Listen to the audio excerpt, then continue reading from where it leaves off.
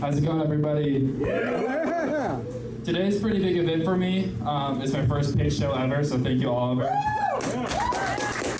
on days like this, on big important events, I just post my face blankly on my Snapchat story and just the caption, big event happening soon.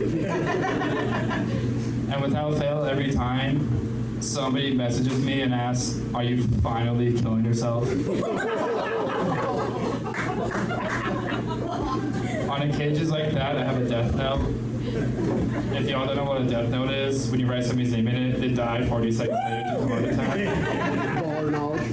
But it's like a reverse death note, so when I write their name down, I think about killing myself for 40 seconds straight.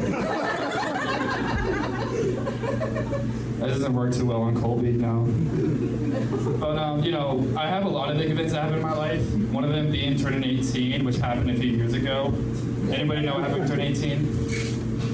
You get your driver's license. You can't smoke and drink, but you get your driver's license. So I went to the DMV with my dad to get my fucking driver's license. And we were going through all the questions like normal. It's just like same with your permit. They ask how tall you are, how much you weigh, your eye color.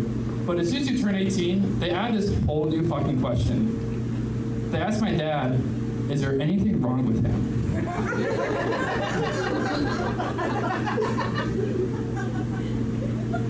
I've never heard this question in my fucking life. And this was the first time I ever seen my dad pause and think about answering the question. After a bit of thinking, he leans into the clerk, gets right up on her ear. Maybe a little bit autistic. And that's how I learned the family secret, is that they think I'm autistic. And I guess you only feel that autism by getting a motorcycle. And so when I got my motorcycle license, they asked the same question. Is there anything wrong with you? And I wasn't sure if I should tell the lady, my family thinks I'm a little autistic. So now the Bremer County Sheriff Office has no idea there's an autistic kid riding a 1999 Ruby Red Rocane around the county. One of the most memorable events I did with my mom happened this summer, because I'm a college student. You don't get much time for your family. It's a lot of studying back and forth. There's like, your parents give you food. It's just like a fucking hog slaw. That's all you want, is just the food and the gas money from them. But I decided this summer I was doing my best to reconnect my mom, because I think she's beginning to know me. And the one thing she loves the most, more than me and all her children, is ghost hunting shows.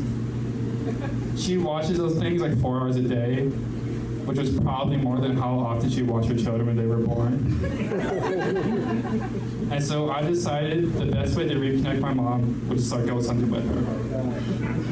And she's not into it. And I think the whole reason she's not into it is because we're ghost hunted in our house.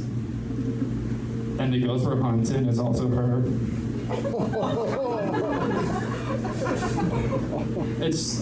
How do you come to that conclusion? I'll tell you how I came to that conclusion. There's lights in the basement that flicker, and it's totally not because they have not been changed in 2 years that they flicker.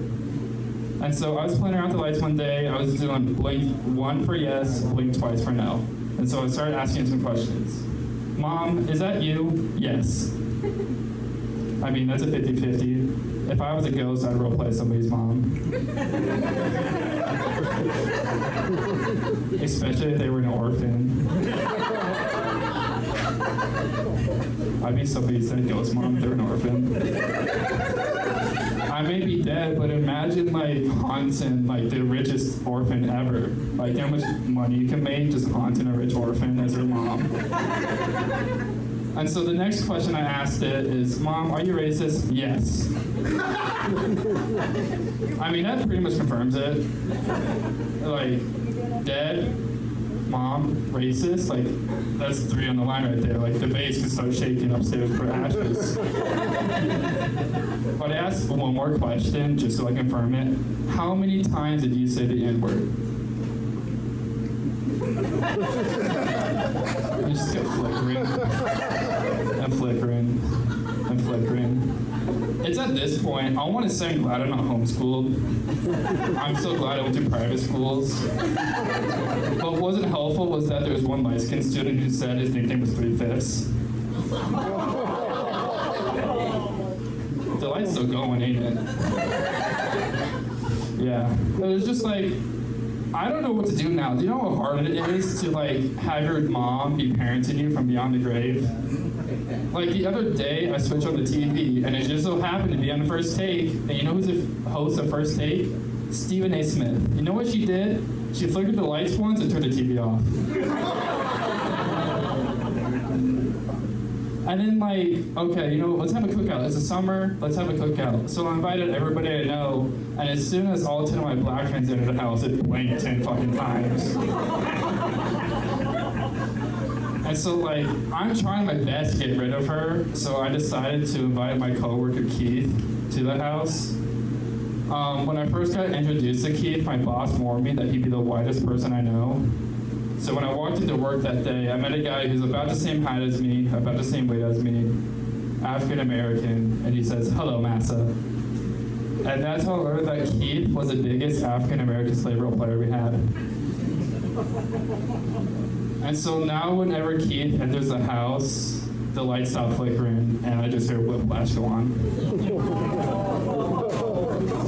Anyways, that's the time I have tonight. Thank y'all.